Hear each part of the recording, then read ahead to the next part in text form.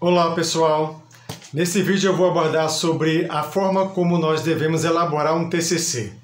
Para quem está terminando um curso superior, seja de graduação ou de uma pós-graduação, lato sensu, sabe muito bem que essa é uma das partes mais estressantes do curso, em que você tem que escrever uma obra em que vai ficar deixada no mundo acadêmico um legado seu.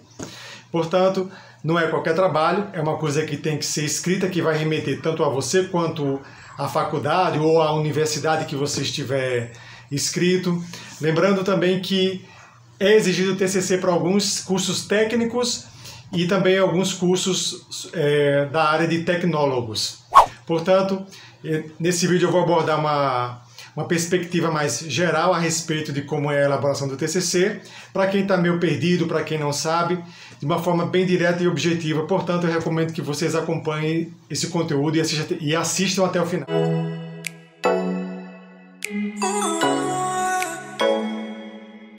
Antes de tudo, é interessante ressaltar que existem vários tipos de TCCs que são cobrados dependendo da faculdade ou da universidade que o aluno esteja inscrito.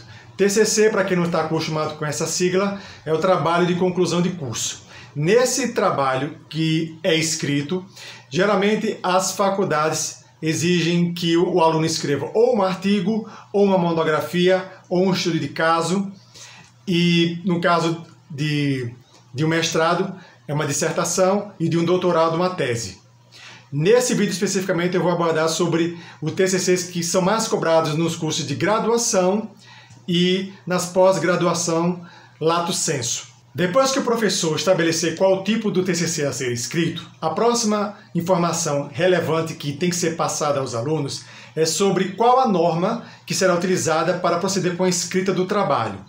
Nesse sentido, a grande maioria das universidades exigem que os alunos escrevam pelas normas da ABNT. Sem adentrar muito ao tema a respeito dessas normas da ABNT, que isso daria um vídeo à parte, mas não são muito complexas quando a gente entende mais ou menos como são as normas, e daí a escrita flui melhor, se bem que no primeiro momento em que você vai escrever não precisa se preocupar com a adequação das normas. A formatação é feita posteriormente à elaboração do texto. Mas, passando essa etapa de que já foi explicado quais são as normas de elaboração para escrita do trabalho, a próxima etapa é definir um tema para o seu TCC, o que não deve ser uma coisa muito complexa.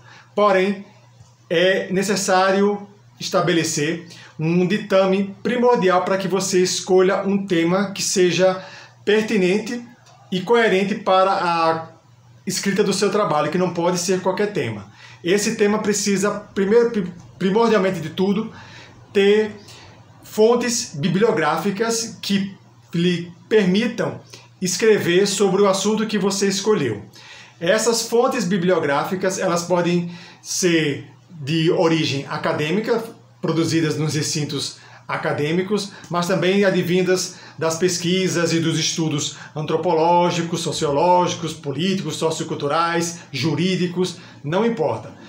Onde tiver artigos, livros publicados, periódicos, todas essas fontes de informação são pertinentes para a elaboração do TCC. Pode ser midiático também, publicado na mídia, na imprensa? Pode, sem problema nenhum. Escolhido o tema do seu TCC, a próxima etapa é estabelecer ou elaborar um planejamento de escrita. O TCC não é um trabalho simples, é um trabalho que demanda uma certa acuidade e detém uma certa complexidade. Há muitos alunos, inclusive, que deixam de colar grau, deixam de receber o certificado de conclusão de curso porque não entregaram o TCC, que é um pré-requisito na grande maioria das universidades. Até onde eu saiba, não é um trabalho facultativo para ninguém, embora houvesse já em tramitação alguns projetos de lei nesse sentido, mas até agora, na grande maioria das universidades, principalmente as públicas, o TCC é um trabalho obrigatório. E, na minha humilde concepção, é um trabalho que vale a pena ser feito, porque, como eu falei logo no início, é uma consagração e um registro da sua contribuição para o mundo acadêmico na forma de um trabalho escrito que vai ficar por toda a vida para inclusive outras pessoas consultarem se necessário for. Então, escolhido o tema, procede com o planejamento do TCC. Como é esse planejamento exatamente? Esse planejamento é elaborado com base no modelo padrão que a universidade ou a sua faculdade oferece para que os alunos sigam aquele padrão, sigam aquelas etapas de elaboração da escrita. Por exemplo, geralmente a grande maioria das universidades e faculdades exigem que os alunos escrevam algum tipo de artigo. Vamos começar pelo artigo. Eu estou citando o artigo como exemplo porque é mais simples. Outra grande maioria também exige que as pessoas façam monografia, mas vamos deixar esse trabalho que é um pouco mais complexo de lado. O artigo é mais simples, que pelas normas da ABNT, ele tem que ter no mínimo 20 páginas e no máximo 25. Já a monografia tem que ter no mínimo 40 páginas e não tem limite de quantidade máxima de páginas ou laudas, como queiram chamar. Então, o artigo, ele geralmente tem as seguintes partes que o compõem. Capa, folha de rosto, aí vem a introdução, alguns têm sumário, mas a maioria não tem sumário. Introdução, objetivos. Dos objetivos vem a metodologia, a fundamentação teórica, a discussão, a conclusão e as referências bibliográficas. Em grosso modo, gente, essas são as principais etapas que devem conter em um artigo. Há alguns artigos que exigem que o aluno elabore as hipóteses e também outros que exigem que coloquem uma parte referente às justificativas. Porém, eu vou deixar esses detalhezinhos de lado. Estabelecido como vai ser a estrutura, o esqueleto do seu TCC, inicia-se o trabalho, a escrita a partir do coração da etapa primordial e inicial de todo o TCC, que não é a introdução, mas sim a fundamentação teórica. Aí, nesse momento, muitas pessoas podem estar se perguntando, mas como assim não se começa pela introdução? A gente não tem que começar logo todo o trabalho do início? Claro que sim, mas o início que dá, digamos assim, um pontapé inicial do trabalho, o que não necessariamente é a introdução. Para quem não sabe, a introdução, ou quem ainda não leu ainda como se elabora a introdução de um TCC, a introdução contém todas as informações pertinentes em relação a tudo aquilo que foi apurado, estudado e pesquisado para a elaboração do TCC. Portanto, você não pode iniciar a elaboração com um trabalho que você ainda não escreveu, com uma fundamentação, com o estabelecimento da metodologia que é desenvolvida em concomitante com a escrita da fundamentação teórica, se você ainda não tem essa parte do trabalho. Em outras palavras, você não pode apresentar algo que ainda não existe. Então é nesse sentido que se elabora, primeiramente, a fundamentação teórica, que, já dizendo em adendo, que é feita concomitantemente com a elaboração das referências bibliográficas. Como assim com as referências bibliográficas? Calma. Não é muito difícil, isso não é muito complexo. Uma coisa está interligada à outra. Se você vai elaborar um determinado conteúdo, vai fazer a apuração de um determinado tópico do tema que você escolheu, de um livro, você precisa citar as informações desse livro, fazendo as devidas referências dele e das fontes nele contidas na fundamentação teórica e passar tanto as referências, a citação do livro e das fontes nele contidas para as referências bibliográficas. É um trabalho conjunto.